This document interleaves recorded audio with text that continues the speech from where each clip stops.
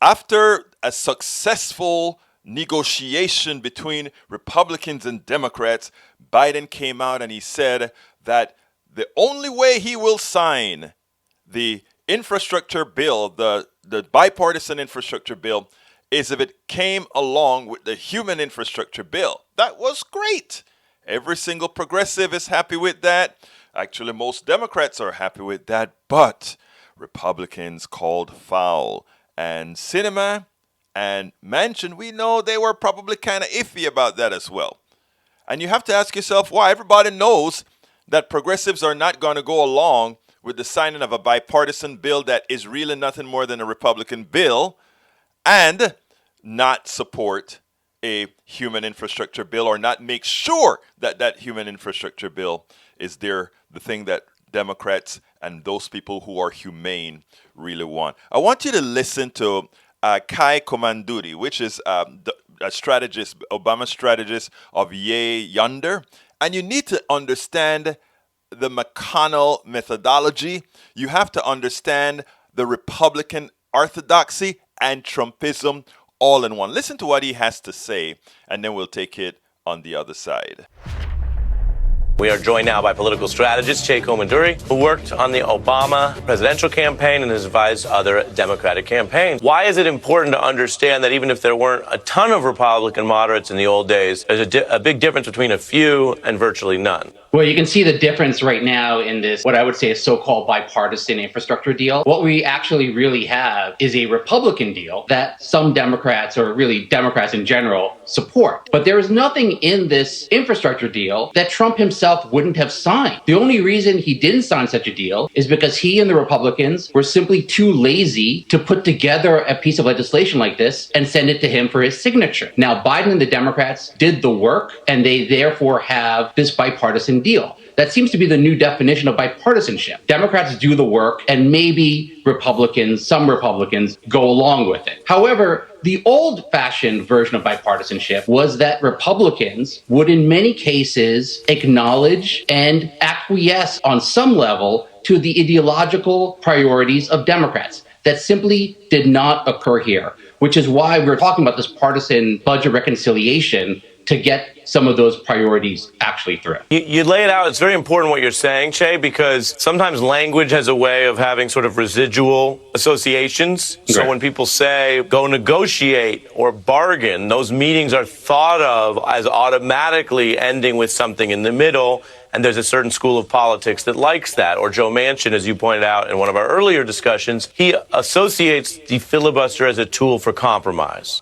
One can debate when that was true. It's certainly not true now. So the residual language there is that, no, it's not a moderating device. It's not a compromising device. It's a Mitch McConnell hostage-taking device. And it's not personal. What I preach about your analysis is this isn't the personalities. This is the structure of what they're doing. To that end, Mitch McConnell was asked a somewhat clever question about his favorite Democratic president.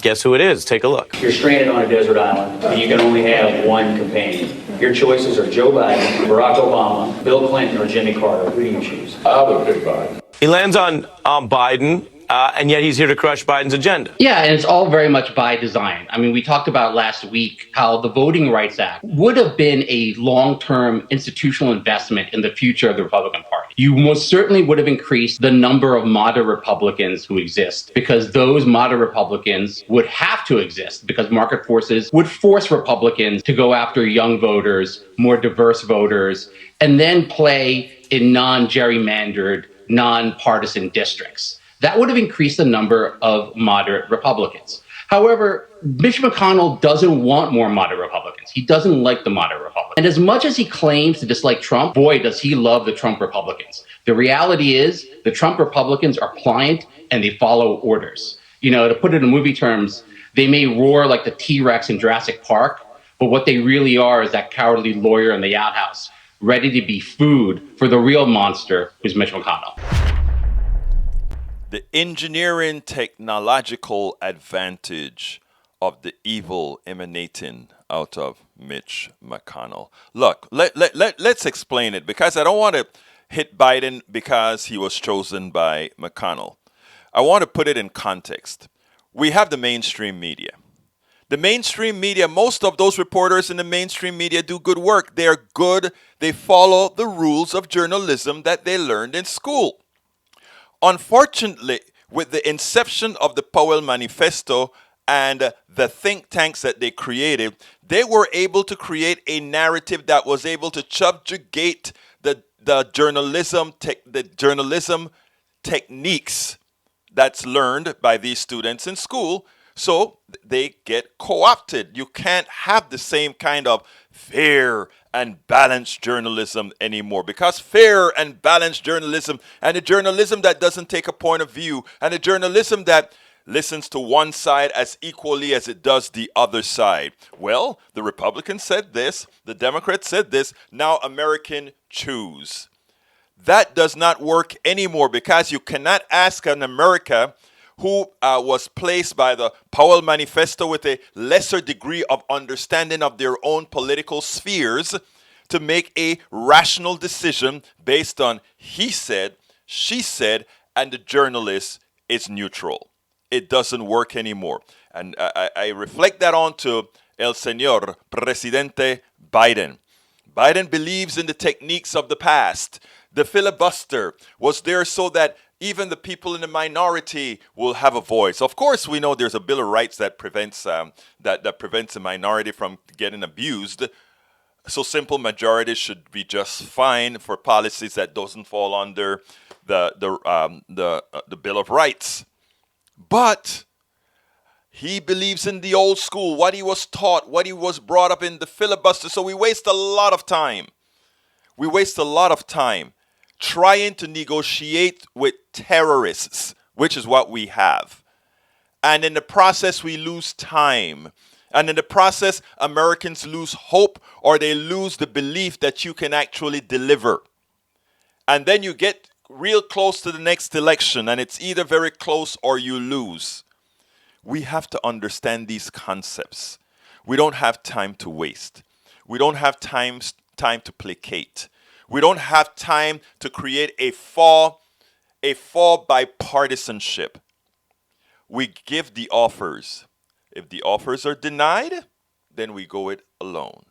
And I don't mean letting the offers be drug out for weeks upon weeks upon weeks, because that is but a stalling tactic that Mitch McConnell has used before and knows well. And when he is in power, there is no stalling tactic allowed. He couldn't get a Supreme Court judge, so he simply abolished the filibuster for the Supreme Judge. If Democrats don't start fighting as if they believe in what they believe in that they are going to take care of those who put them in office, some of them who had never voted before, if they don't come through for those people, 2022 will be c'est la vie. The truth of the matter, 2022 should be a landslide for progressives, because there's a lot of good policy out there just needed to be passed. We spend a lot of time deconstructing the news, trying to parse it into a form that everybody can understand. We try to find those little nitpicks where it flies above the fray, etc. If you really like these videos that we do, I want to ask a big favor. Please go ahead, number one, subscribe to our channel, and number two, please join if you can. Thank you so kindly for watching. Keep watching. Please remember to share. We must populate the entire internet with our progressive message, a message that we know is what most Americans say that they want. So help us, please join.